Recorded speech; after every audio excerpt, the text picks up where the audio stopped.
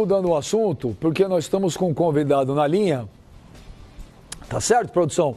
Estamos com um convidado na linha, que é o doutor Felipe Bevilacqua, procurador do STJD, por causa de uma polêmica do jogo Botafogo e Palmeiras no sábado, por causa do pênalti marcado lá no Daverson, que o Botafogo alega que o juiz foi ver, o jogo já tinha sido reiniciado e que isso não poderia acontecer, e que o Botafogo tentaria anular essa partida. Então, estou com o procurador, doutor Felipe Bevilacqua. Ô, doutor Felipe Albenja, boa tarde, tudo bem?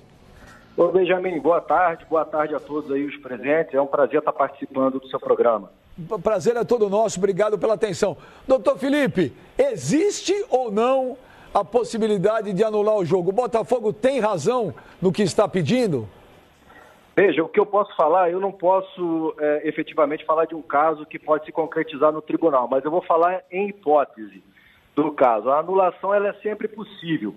O que a gente tem que distinguir é simplesmente se aquela infração, aquela violação do árbitro foi um erro de fato ou um erro de direito. Tá? O erro de fato, basicamente, é um erro que depende de interpretação, uma falta, um empurrão, um impedimento, etc. E o erro de direito é um erro que não depende de interpretação.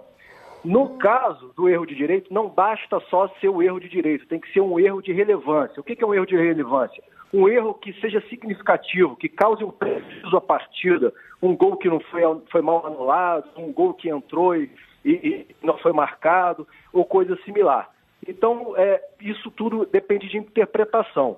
Sobre o caso específico, aí tem que verificar se foi um erro de direito, foi um erro que violou a regra, não cabia interpretação, e superando isso, se esse erro de direito, ele é capaz, ele tem relevância, ele é significativo, causa um prejuízo relevante à partida, a ponto de que ela seja anulada. Agora, eu vou te falar, agora também vamos entrar no mérito aqui, porque o doutor está com a gente. Agora o Gatinho também falhou feio. Pascoal, você acredita que vão anular o jogo? E faz tua pergunta para o doutor Felipe Bevilacqua. Doutor Bevilacqua, a minha pergunta é exatamente essa. O árbitro precisaria admitir que ele deu prosseguimento à partida para dizer que não interrompeu o jogo? O árbitro tem que ter alguma participação nesse relatório? Ele entregou alguma coisa nesse sentido, doutor Bevilacqua? Não, até agora que eu tenha conhecimento, não. Mas, repito, o árbitro ele pode cometer erros durante a partida. E esse erro pode ser de interpretação ou não. No caso do Botafogo, me parece que é um erro procedimental. Eu não tenho conhecimento a fundo. Mas parece que é um erro procedimental, ele se encaixaria, em tese, no erro de direito. Mas, repito, esse erro de direito ele tem que ser um erro que cause um prejuízo significante à partida.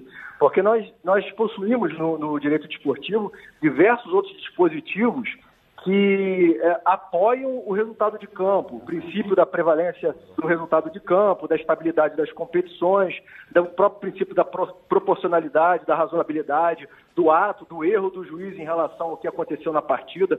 O ato do juiz, a falha do juiz foi determinante para o Botafogo perder a partida. Isso tudo tem que ser avaliado, isso tudo é matéria de mérito e de processo. Olha, eu ouvindo aqui, lógico, o doutor Felipe não está falando o que vai acontecer, mas nas entrelinhas eu vejo que não vão anular a partida. Que nem aquela vez lá, não teve aquele jogo do Palmeiras, contra quem foi? Palmeiras e Inter. Que expulsaram... Não foi Palmeiras e Inter. Teve do gol que foi a... Não, que o jogador do Palmeiras foi expulso. O jogo Chapecó. Foi buscar o Chapecoense e o Egídio. O Egídio já estava no vestiário, foi em 2015. É outra coisa. Mas o jogo não tinha sido reiniciado. Eu acho que nesse lance especificamente... boa tarde, Felipe. Quem fala aqui é o Mano. É claro que você está colocando em pauta aqui qual que foi a relevância desse lance, talvez, aí por parte do árbitro, mas eu acho que dá para encarar assim como um erro de direito. Porque o árbitro, nitidamente, por mais que ele possa dizer que ele estava pedindo para que esperassem um pouco o lance, ele faz um sinal com a mão, ele levanta a mão, ou seja, sinalizando cobrança em 2 lances, e ele dá as costas para o goleiro do Botafogo, porque se ele quisesse, de fato, ouvir o VAR, ele ficaria na frente da bola ali, próximo do goleiro do Botafogo, impedindo que o jogo prosseguisse. A partir do momento que ele realmente faz o lance aí, levanta a mão e vira de costas para o goleiro, ele automaticamente está dando prosseguimento ao jogo. O goleiro do Botafogo coloca a bola em jogo, depois ele pede uma pausa para revisar o lance no VAR. Eu acho que esse lance aí está caracterizado pelo que diz a lei, pelo que o senhor acabou de explicar aí, como um erro de direito. Sim, não tenho dúvida. Mas não basta ser um erro de direito. Esse erro de direito tem que ser um erro que o árbitro cometa de uma forma que gere um prejuízo, que seja um erro relevante. O código diz que o erro de direito não basta por si para anular uma partida, simplesmente um erro de procedimento, um erro de regra. Ele tem que ser um erro definitivamente de relevância. O que é relevância? É um erro que realmente cause um prejuízo inexcusável à partida, se é que podemos dizer assim. Então, isso tem que ser avaliado. Isso é matéria de interpretação, isso é matéria talvez de julgamento, de mérito. Eu não posso adiantar aqui uma opinião, até porque eu não sou julgador, eu sou procurador. E nesse caso específico, o clube ele tem, um dos raras exceções do código, autonomia para ingressar com uma medida própria. Então não é a procuradoria que faz a medida, que toma essa medida, que é o titular da ação disciplinar desportiva. Nesse caso em específico, é o próprio Botafogo, e a procuradoria ela só age no sentido de opinar a favor ou contra a medida do clube.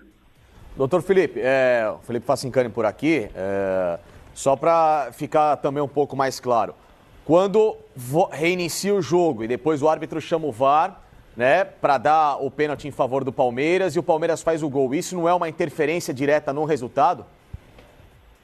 Olha, tem que se colocar isso, como eu repito, em uma matéria de... Eu não posso falar especificamente sobre o caso em concreto. O que eu estou tentando é colocar para os senhores de uma forma que, com conhecimento que os senhores têm profundo sobre a matéria, inclusive, saber se, na opinião dos senhores, isso seria ou não um caso de anulação. Se existe uma gravidade, se o erro com relação ao procedimento ele é maior do que o erro em não dar o pênalti, então isso é matéria de avaliação. Isso, infelizmente, eu não posso entrar e opinar se deveria ou não ser anulada a partida. Mas o que eu posso dizer é que essas situações que são avaliadas, primeiro, se houve um erro de direito, segundo, se esse erro de direito foi relevante para um prejuízo à partida. Porque por mais que tenha havido um erro de direito, me parece que ele apitou numa situação correta. Ele errou no procedimento, na regra, mas ele acertou com relação ao mérito da situação. Sim. Então, é mais ou menos isso que vai ser avaliado caso a impugnação tenha prosseguimento. Só para as pessoas entenderem, doutor Felipe Flávio, rapidinho. Um erro de direito grave, por exemplo, seria um time com 12 jogadores em campo e um 12º jogador fazer um gol, por exemplo. Isso é um erro de direito grave, que não é um erro de procedimento, é um erro de direito que suscitaria uma anulação de um jogo. Seria mais ou menos uma coisa assim. Perfeito. Seria por aí.